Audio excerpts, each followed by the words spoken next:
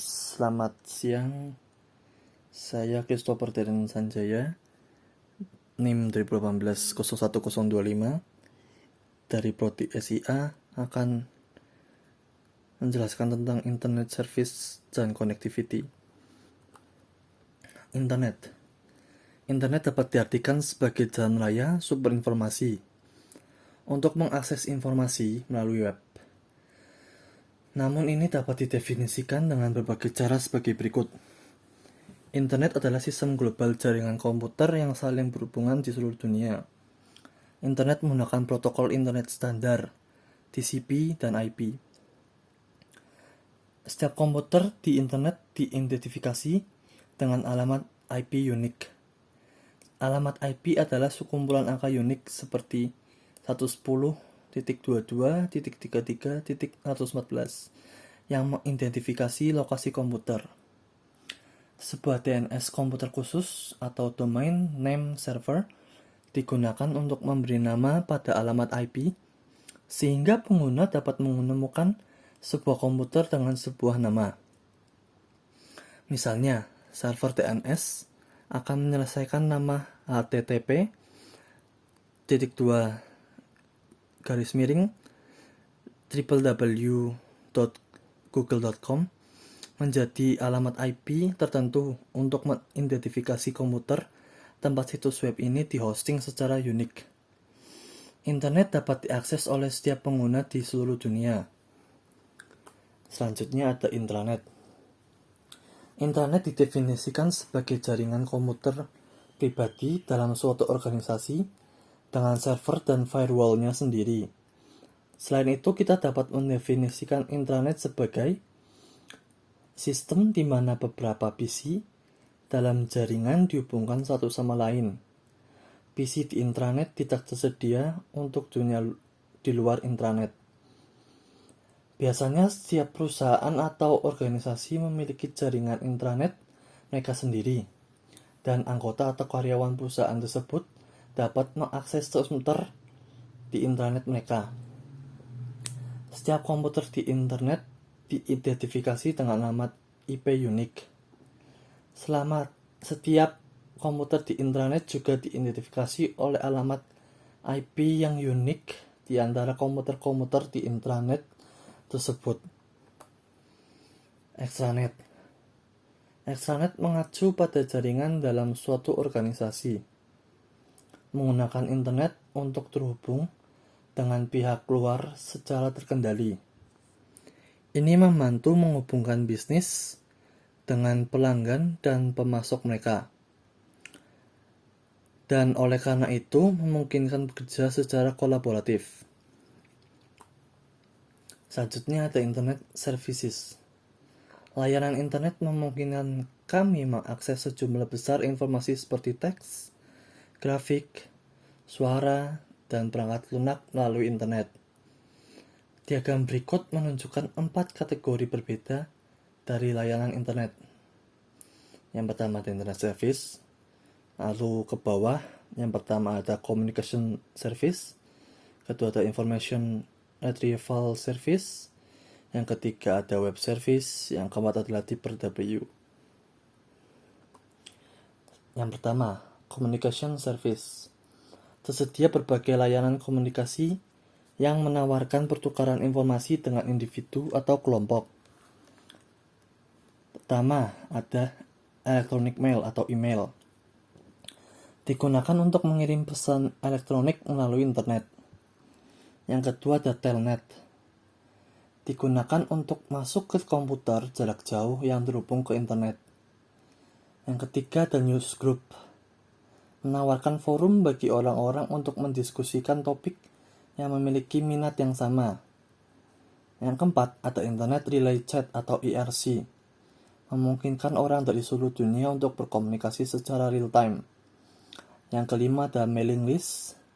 Digunakan untuk mengatur sekelompok pengguna internet untuk berbagi informasi umum melalui email. Yang keenam ada Internet Telepon atau VoIP. Memungkinkan pengguna internet untuk berbicara melalui internet ke PC manapun yang dilengkapi untuk menerima panggilan. Yang terakhir, yang ketujuh, instant messaging. Menawarkan obrolan waktu nyata antara individu dan sekelompok orang. Misalnya Yahoo Messenger, MSN Messenger. Lalu ada Information Retrieval Service. Terdapat beberapa layanan pencarian informasi yang menawarkan akses mudah ke informasi yang ada di internet. Pertama ada FTP atau File Transfer Protocol, memungkinkan pengguna untuk mentransfer file. Selanjutnya ada Archie. Ini adalah database yang diperbarui dari situs FTP publik dan kontennya. Ini membantu untuk mencari file dengan namanya. Ketiga ada Copper, digunakan untuk mencari, mengambil, dan menampilkan dokumen di situs jarak jauh. Selanjutnya yang keempat ada Very Easy Rodent Oriented Network Index to Computer Archive atau Veronica. Veronica adalah sumber daya berbasis Copper. Ini memungkinkan akses ke sumber informasi yang disimpan di server Copper. Lalu web service.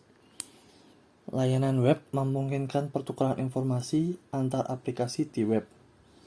Dengan menggunakan layanan web, aplikasi dapat dengan mudah berinteraksi satu sama lain. Pada umumnya ada dua jenis web service. Yang pertama SOAP web service, yang kedua ada RESTful web service. Pertama, SOAP. SOAP memiliki kepanjangan Simple Object Access Protocol. Adalah sebuah spesifikasi protokol untuk pertukaran pesan informasi terstruktur dalam implementasi web service di jaringan komputer.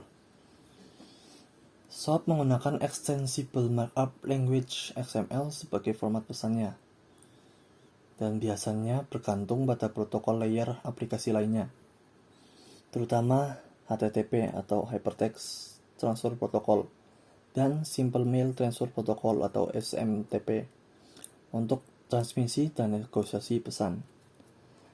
Yang kedua, Representational State Transfer atau REST adalah sebuah arsitektur software untuk sistem terdistribusi semisal web.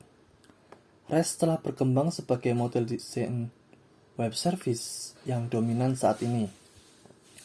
Istilah representational state transfer dikenalkan dan didefinisikan pada tahun 2000 oleh Roy Fielding dalam disertasi doktoralnya. Beliau merupakan salah satu penulis utama spesifikasi HTTP versi 1.0 dan 1.1. Sesuai constraint-nya, REST biasanya disebut dengan RESTful. Uraian tentang SOAP dan REST. Yang pertama ada protokol komunikasi. Pada SOAP ada HTTP, HTTPS, SMTP, FTP. Sedangkan pada REST hanya ada dua, yaitu HTTP dan HTTPS. Yang kedua, penggunaan bandwidth. Pada SOAP, dalam jumlah request yang banyak, relatif boros bandwidth. Hal ini karena banyaknya markup dalam penulisan format XML. Sedangkan pada REST, relatif lebih hemat bandwidth karena markup ekstra seperti pada XML tidak dipakai. Yang ketiga, tren penggunaan. Pada SOAP banyak mulai beralih ke REST, meski masih tetap ada yang mempertahankan, misalnya untuk integrasi aplikasi ke sistem legasi pada sebuah perusahaan. Sedangkan pada REST mulai populer, banyak dipakai oleh penyedia web service terkemuka seperti Twitter, Yahoo, Flickr, Blocklines, Technorati, Google, Amazon, eBay, dan sebagainya. Aturan penulisan pada SOAP ketat, mengikuti spesifikasi XML, SOAP versi 1.2. Sedangkan pada REST tidak ada spesifikasi khusus.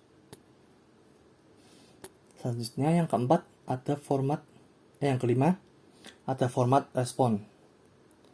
Pada SOAP XML dengan spesifikasi SOP agak sulit bagi kita untuk membaca langsung dan memahaminya.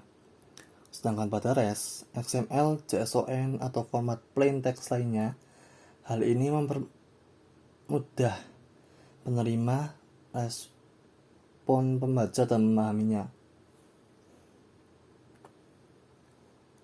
Yang keenam, ada attachment file.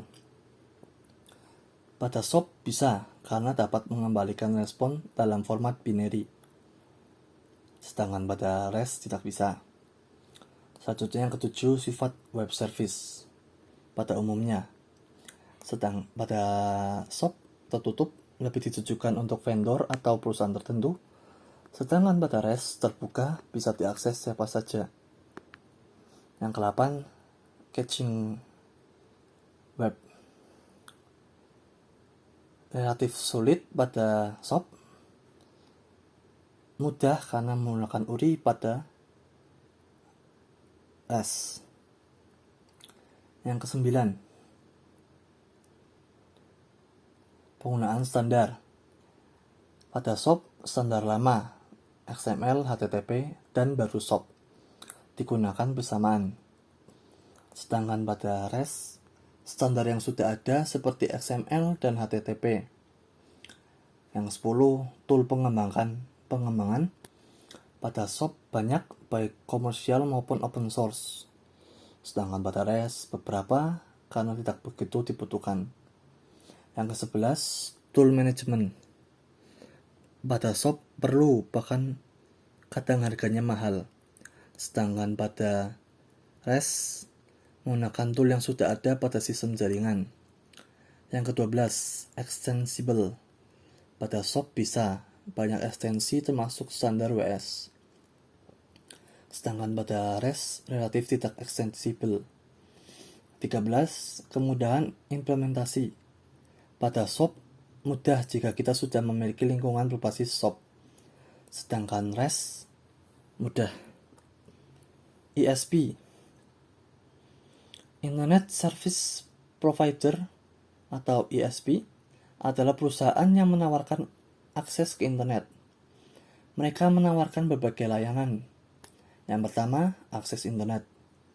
Yang kedua, pendaftaran nama domain. Yang ketiga, akses dial-up. Yang keempat, akses jalur sewa. Klasifikasi ISP. ISP secara luas dapat diklasifikasikan menjadi 6 kategori seperti yang ditunjukkan pada diagram berikut. Yang pertama, akses provider. Mereka menyediakan akses ke internet melalui saluran telepon, kabel wifi, atau serat optik. Yang kedua, ada mailbox provider. Penyedia tersebut menawarkan layanan hosting email atau mailbox. Yang ketiga, hosting ISP. Hosting ISP menawarkan email dan layanan hosting web lainnya seperti mesin virtual, cloud, dan lain-lain. Virtual ISP. ISP tersebut menawarkan akses internet melalui layanan ISP lainnya. Free ISP. ISP gratis, tidak mengenakan biaya untuk layanan internet. Tipe koneksi ISP. Ada beberapa cara untuk terhubung ke internet. Berikut ini adalah jenis koneksi yang tersedia. Yang pertama, dial-up connection. Koneksi dial-up menggunakan saluran telepon untuk menghubungkan PC ke internet. Ini membutuhkan modem untuk mengatur koneksi dial-up. Modem ini berfungsi sebagai antarmuka antara PC dan saluran telepon. ISDN. ISDN atau singkatannya singkatan dari Integrated Service Digital Network. Ini membuat koneksi menggunakan saluran telepon yang membawa sinyal digital dan bukan sinyal analog. DSL. DSL adalah singkatan dari Digital Subscriber Line. Ini adalah bentuk koneksi broadband karena menyediakan koneksi melalui saluran telepon biasa. Yang keempat ada kabel TV Internet Connection. Kabel Koneksi internet TV kabel disediakan melalui saluran TV kabel. Ini menggunakan kabel koaksial yang mampu mentransfer data dengan kecepatan yang jauh lebih tinggi daripada saluran telepon biasa. Selanjutnya ada Satellite Internet Connection. Koneksi internet satelit menawarkan koneksi berkecepatan tinggi ke internet. Ada dua jenis koneksi internet satelit, koneksi satu arah dan koneksi dua arah. Selanjutnya ada Wireless Internet Connection. Koneksi internet nirkabel menggunakan pita frekuensi radio untuk terhubung ke internet dan menawarkan kecepatan yang sangat tinggi. Koneksi internet nirkabel dapat diperoleh dengan Wi-Fi atau Bluetooth. Selanjutnya ada metode konektivitas.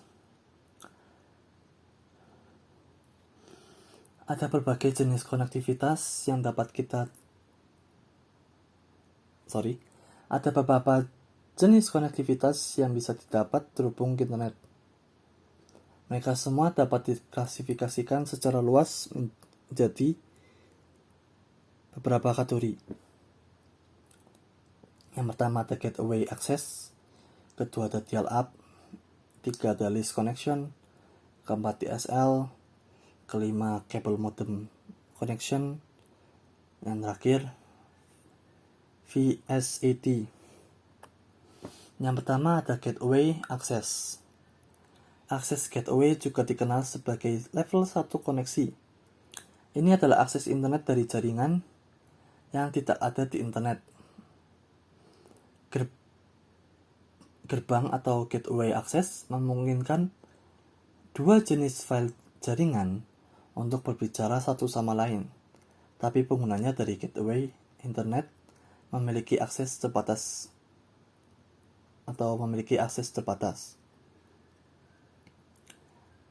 Mereka mungkin tidak dapat menggunakan semua alat yang tersedia di internet. Penyedia layanan internet lokal biasanya mendefinisikan batasan ini. Dial-up. Koneksi dial-up juga dikenal sebagai level 2 koneksi.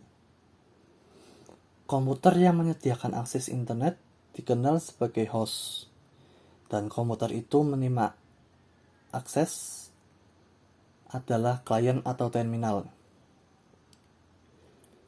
Akses modem 56K sekarang tersedia secara luas dan didukung oleh sebagian besar ISP. Hal ini memungkinkan pengguna untuk menjelajahi web dengan kecepatan 56 kbps grafis. Jadi jenis koneksi ini juga dikenal sebagai koneksi akses modem jarak jauh. Jenis koneksi ini selanjutnya dapat dibagi menjadi 3 kategori. Yang pertama adalah shield account. Dalam jenis koneksi internet ini, pengguna hanya akan mendapatkan materi terstruktur dari sebuah halaman web. Koneksi ini tidak mendukung akun shield. Tampilan grafis adalah satu-satunya jenis akses internet yang tersedia. Koneksi TCP atau IP. Browser www saat ini memberikan akses yang lebih mudah dengan suara dan gambar multimedia. Perbedaan utama antara akun shield dan TCP IP adalah akun shield hanya dapat menampilkan teks dan tidak mendukung tampilan grafik, sedangkan TCP IP dapat menampilkan keduanya. Yang ketiga, ISDN. Layanan terintegrasi jaringan digital menawarkan konektivitas internet dengan kecepatan hingga 128 kbps melalui penggunaan saluran telepon digital. ISDN adalah layanan dial-up yang telah disediakan oleh perusahaan telepon selama bertahun-tahun. Lalu ada lease connection. Koneksi yang disewakan juga dikenal sebagai akses internet langsung atau koneksi level 3. Ini adalah tingkat koneksi internet khusus dan paling mahal yang aman. Dengan koneksi sewa, komputer Anda secara khusus dan langsung terhubung ke internet menggunakan saluran transmisi kecepatan tinggi. Itu online 24 jam sehari, 7 hari seminggu. Lalu ada DSL, Digital Subscriber Line.